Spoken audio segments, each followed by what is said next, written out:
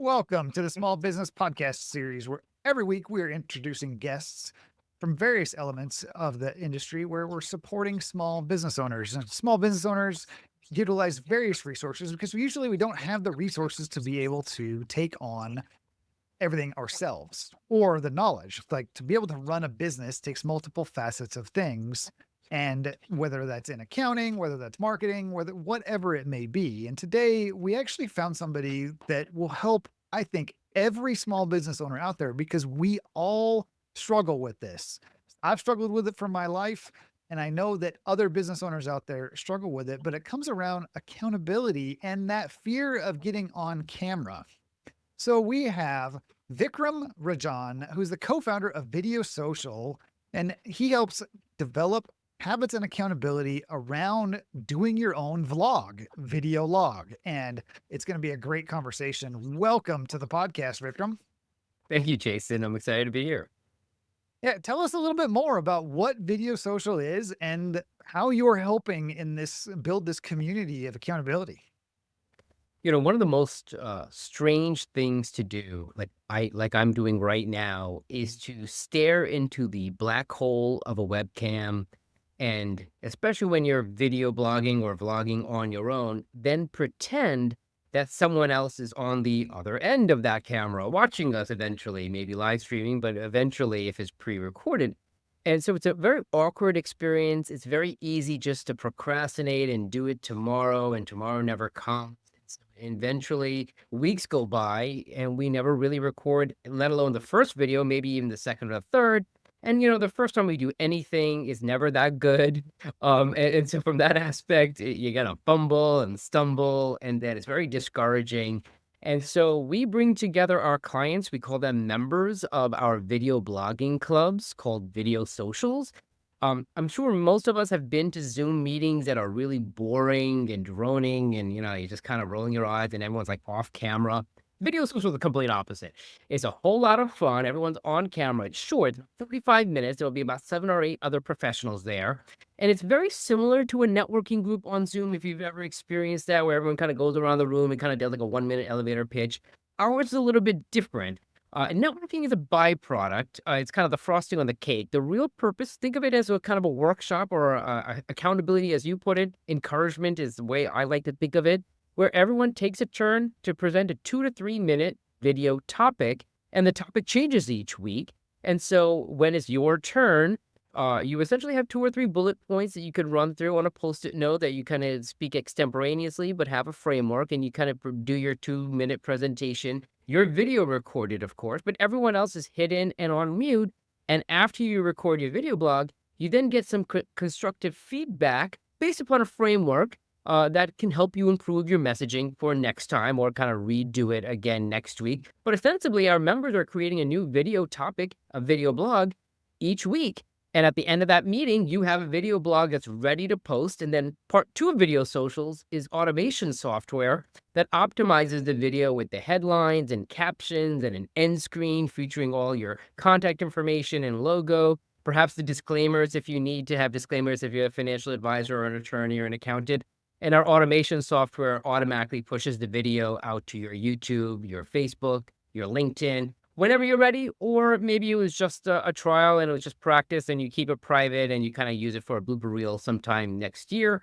But it gives everyone an opportunity to get their video blog recorded, get feedback, and also give feedback. There's that saying, Jason, those who teach learn twice over. So the more we give feedback to others, we actually learn ourselves not only what to do, but also what not to do. When you watch other people, you learn everything from style and how people are more stat and statistics oriented. Some are more numbers, or I should say story driven. And then, of course, you learn substantively, because literally you're watching, 2 to 3 minute video blogs, one after another, for about 40 minutes. And so you come away with learning stuff as well, let alone stylistic. And that's VideoSocial in a nutshell. Wow, that is super powerful for those guests that are, or those members that jump in and are willing to do that nerve wracking. Talk a little bit about somebody that, because to be on camera, to get in front Yeah. of the camera and start talking, especially as you called it, the black hole, which is definitely a big concern. And I know I struggled with it in my early Yeah, it's days awkward. of being on camera, is what what do you work through when you're talking with people to get them to join to help them really pass through that confidence or give them that Yeah. little boost of confidence to be able to say, Right. I can do this, or Yeah. in the case, you can do this, and the supportive environment. Because for us in social, like you're putting yourself out there and you're Yep. worried about the trolls or you're worried about the negative comments. This Oh, gives a really absolutely. safe place. How do you portray Yes. that safe place? Yeah, so there are 3 aspects to it. There's an internal mindset that kinda goes, in between the ears, so to speak. You kinda have to psych yourself up. One of the ways I tend to remind people is that you always get another chance to make a first impression when you're on a recorded video. Right? Like, when we're meeting someone in person, you only get 1 chance to make a first impression. That's it. So the real nervous part to really be scared about is meeting someone for the first time in person, and maybe not so much being nervous there, but you definitely don't have to be nervous about being recorded on video because you don't have to actually use that video. It's not being live streamed. It's not being shared without, your consent. You could just relax and fumble along the way, knowing next time will be better. And practice doesn't necessarily make perfect, but practice does make better. So that's the first thing. And there's, outside of the cliches and kind of psyching yourself up, there's not much I'm going to really do. We can't really have a whole therapy session for people, but there is that concept of, hey, look, just take a shot at it. You don't have to use it. What's the big deal? Then there's the practical aspect. You don't have to be overly prepared. We find this, some people do need to go through the exercise of literally writing out a full script. And I say, look, if that's what you need to get the jitters out, to literally write verbatim, word for word, what you're going to say, sure, write it out. And then summarize it into 2 or 3 bullet points. Keep it as a post-it note, like right next to the webcam. This way, when you're referencing your notes, you're also making eye contact with that black hole. It's kind of a neat hack or trick that our members use. And that written script is just a way of practicing. Now, you could, of course, use that as a blog. But of course, our software called Brander of VideoSocials takes your video and transcribes it into a blog because it adds captions to the video, but then you're able to export that as a written blog. But if you already wrote it out, all right, you kind of did that work the hard way. Also, it's the second way, right? It's the practical aspect. The first is mindset.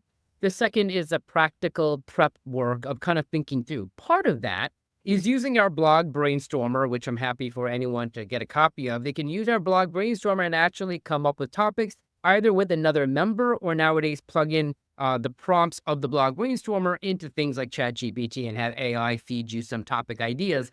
The more we're prepared, the more we feel confident. So it goes back to that mindset. And then the third aspect, Jason, is really seeing other members do it even before you get a chance to do it. So you can kind of sit back, relax, and know that it's not your turn. You get to watch and you get to see how people are. Not everyone's going to be great. Some people are going to be better than you. But you get a mix of styles of going, you know what? He was trying to make a top 10 list in 2 minutes and he ran through that like he was doing some kind of a rap song. That was way too fast. That's not the way I want to do it. Other people, man, I'm from New York, you're from Montana.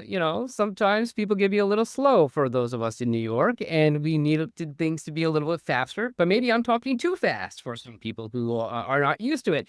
And so we know some people are going to click and have chemistry with others in terms of different styles.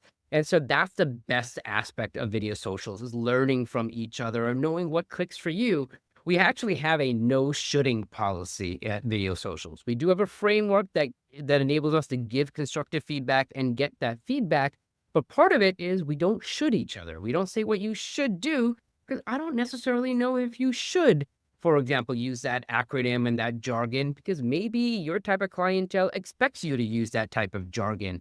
And I think we talked offline, Jason, that you also working within the telecommunications industry in addition to smaller companies. Well, when you talk to some of those telecommunications or telecom clients, you kind of want to use some of those slang, jargony acronyms that, quite frankly, I wouldn't understand. So when you come to Video Socials and you record a video for the telecom giants, I don't know what you just said. You spoke in a whole bunch of 3-letter TLAs. I don't know what you just said, but you know what? Your clientele do. And if you actually took the time to explain all those TLAs, those 3-letter acronyms, well, they'll actually be wondering, like, why are you spending that? Of course, I know what that TLA is. Of course, I know what that acronym is. And the fact that you're even explaining it almost feels awkward because we would never do that. We do shop talk.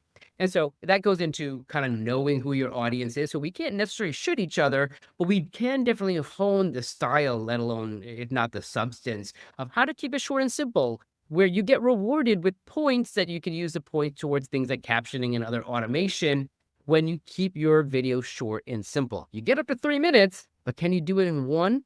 And at the very least, 2 minutes.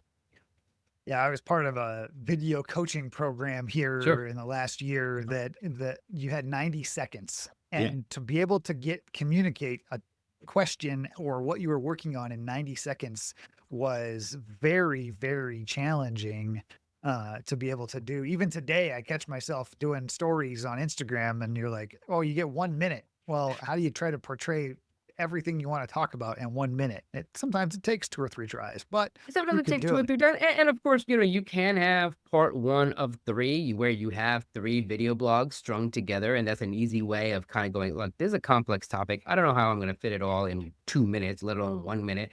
Well, you can buy yourself time of saying, hey, this is part one of three, or this is kind of 2 tips of a 5-part series. Contact me for the other 3 tips. It's a nice call to action. Yeah. Vikram, you have a lot of passion around this. I can see it in the conversation and in how you're presenting yourself and through this. What was the inspiration that came to build Video Social? They say that necessity is the mother of invention. So this was basically a year before COVID. And it was a time when all the social media algorithms started prioritizing, or at that point, it was well into prioritizing video posts over written articles. So we have another aspect of our company where we used to interview our clients over the phone and turn what they say into written articles. We call that phone blogging. It's now turned into Zoom. It's kind of part of the world of video socials, and AI can do some stuff. And we still have clients that prefer the kind of the phone blogging method, though we've adapted it with Zoom and stuff like that. My point is that we had to really adapt it where our clients needed to create video content because they were slipping in terms of the results they were getting from their social media and email. And we know, look, a picture's worth 1,000 words, a video's worth 1,000,000 words. It's a lot faster to convey your point with body language and emotion and passion with video to develop that know, like, and trust. And we needed to get our clients in front of video. Hey, real quick. Did you know that most small businesses don't actually achieve their breakthrough? And it's not because you don't care. It's all because you're trying to do it alone. That's why I created the Momentum Community, is to help you change that. I want to see you achieve the breakthrough that you've been waiting for. It's where we committed entrepreneurs come and get focused, get accountable, and finally build a business and life that you are meant for. If you want to learn more, click the link in the description below and enjoy the rest of the episode. Videographers were, quite frankly, way too expensive for our types of clients, very time consuming, let alone the fact that you mentioned, Jason, where, people are really nervous on video, almost unnecessarily so. Even to this day, and this was before COVID, I remember people would come onto video socials. They didn't even know if they had a webcam or not because they never used it. Quite frankly, the first time a lot of our members ever even heard of Zoom, let alone used it, was with us at Video Socials.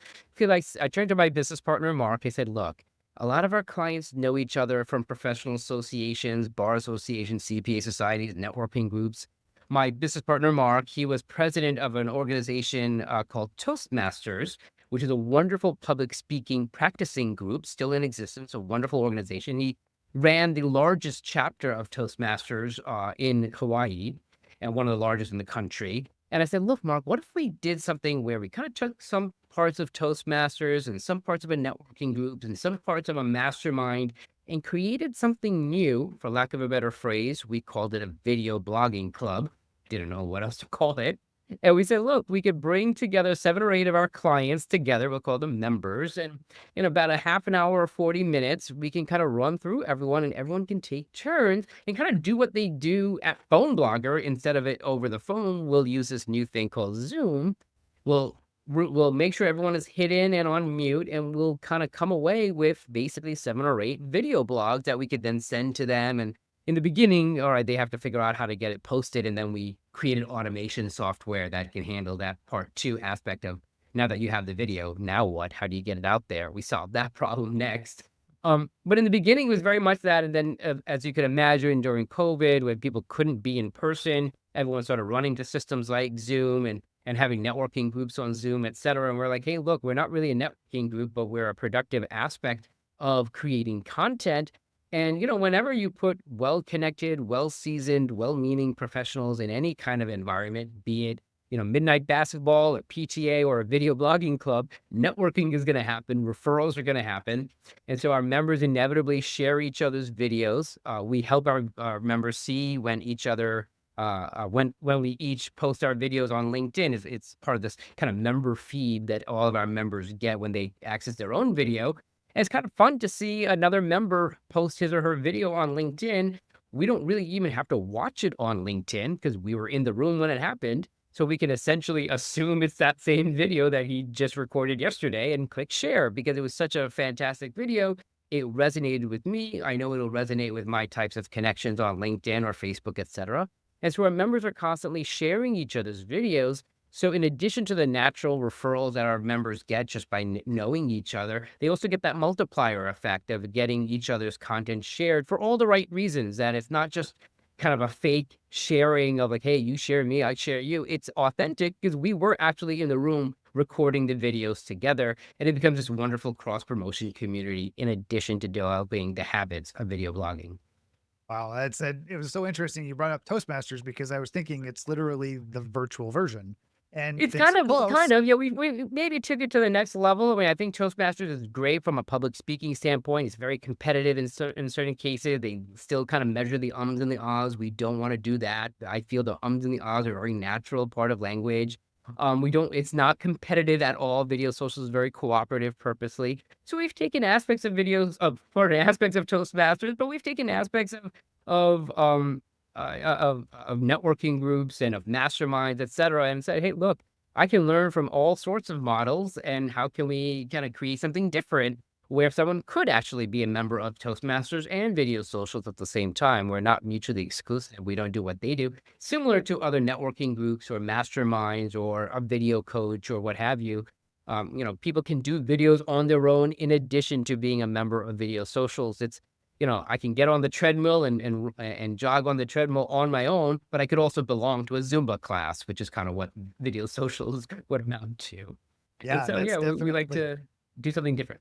yeah, definitely, and so interesting to see how you have created this new thing that is, obviously becoming popular as, it goes through and very beneficial for those interested in getting into video and vlogging and doing it in a safe space that you don't have to worry Yeah. about that social media space as we talked a little bit before. So you've created something new here recently, in the last few years with Video Social, and you've been doing it for a little bit. What does the next 3 to 5 years look like, and how are those changes in your industry that is I mean, you're kinda cutting edge, leading the way, leading the pack. So what are you looking at for the future?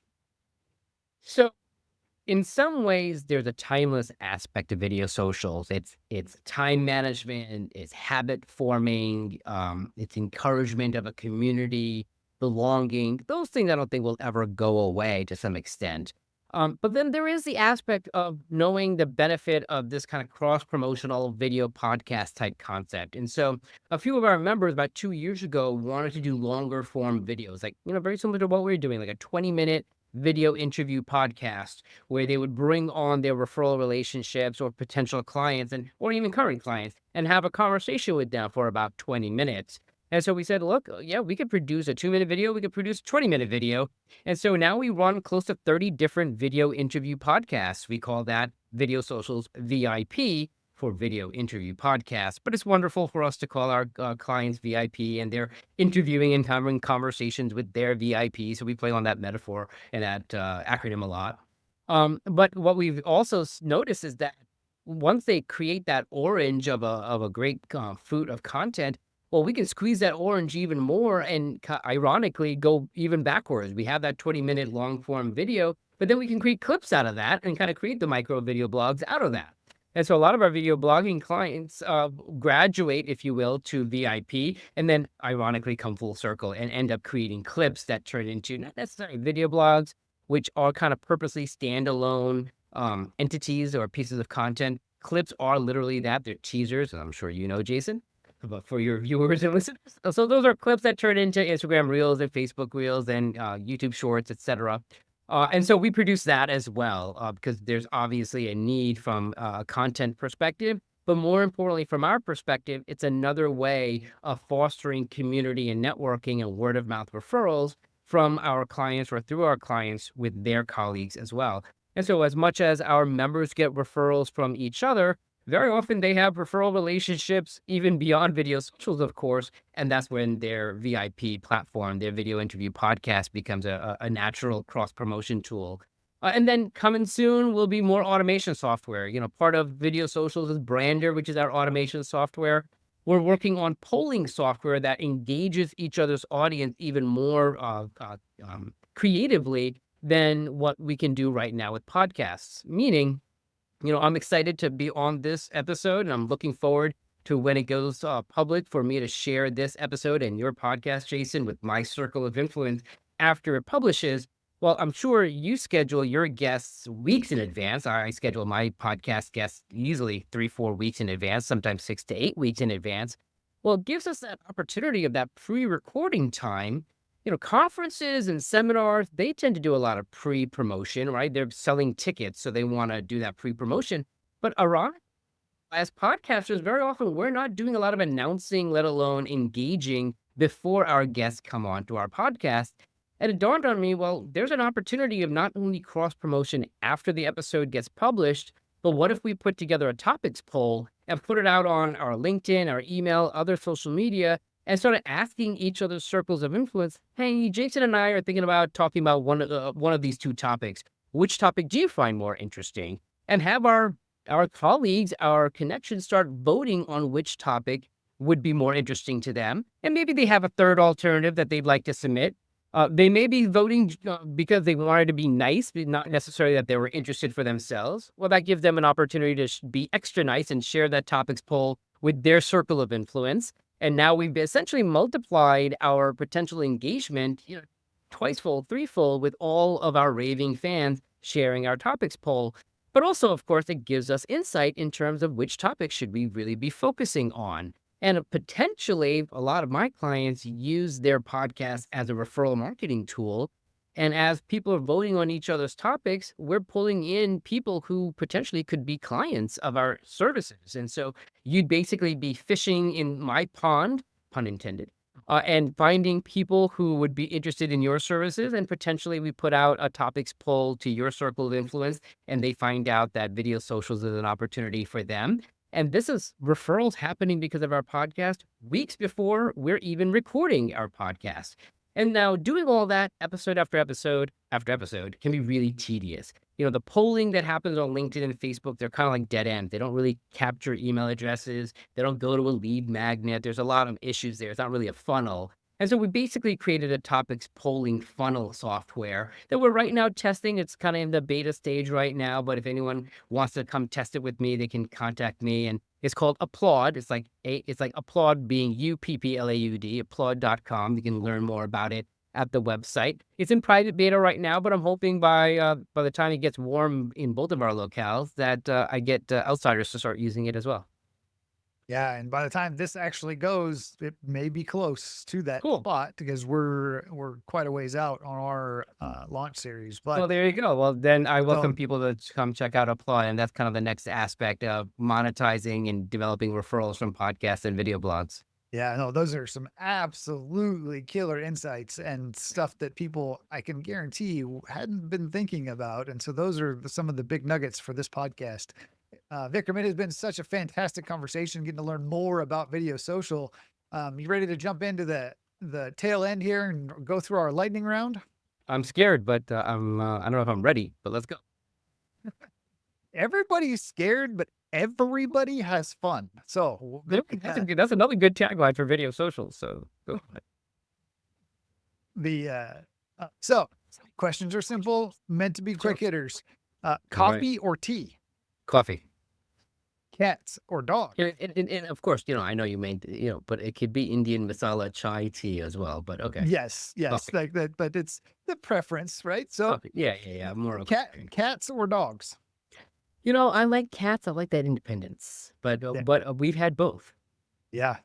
If you could grab only one weapon or item during a Ooh, zombie apocalypse, what would it be? a gun, of course. I don't want to be up close. The we get amazing responses to that question. That's why we leave it in. Flamethrower, uh, anything What distance oriented. Yeah. How about a favorite quote or phrase that you think about often? Um, be the change you want to see in the world. I think that's one of those paraphrased Mahatma Gandhi type Okay. quotes. Be the change you want to see. Yeah. Start with yourself. Yeah. Very good. How about one book that has influenced your life the most? Wow.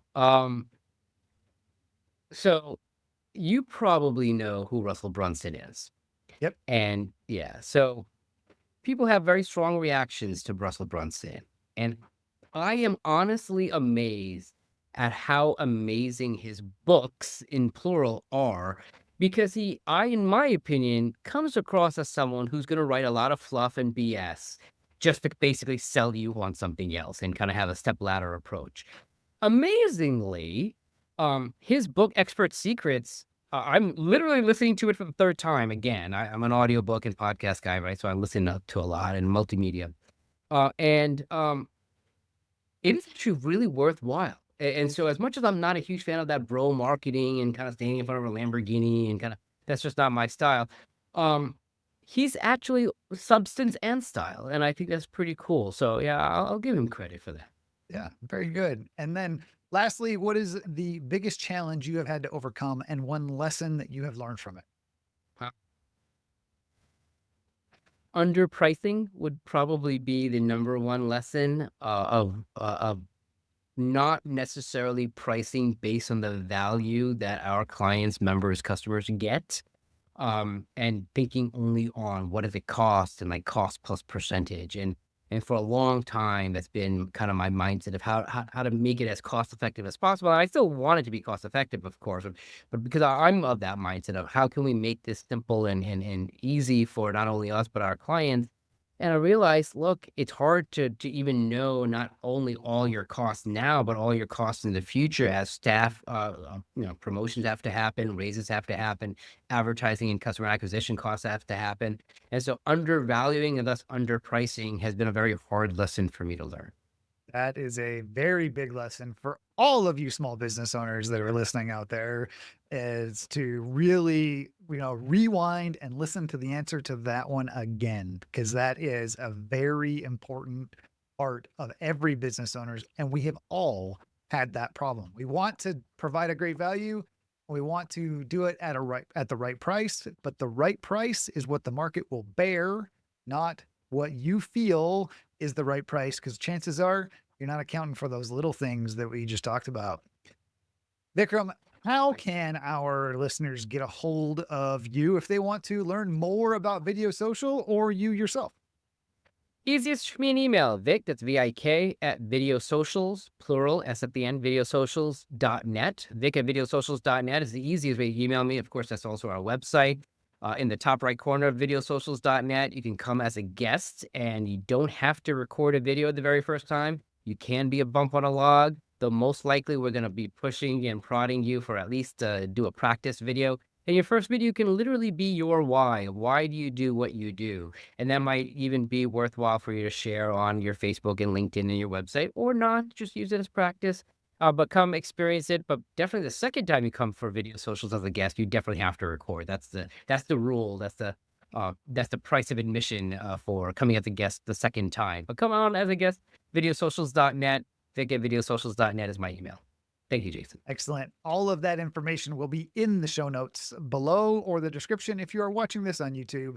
And if you got anything out of this episode, drop us some comments below. We'd love to hear what you thought about it and what your input is about any of the comments and opinions that we had about getting on camera and in front of everybody. And for more podcasts and the Small Business Breakthrough series, check out this playlist located right here. And until next time.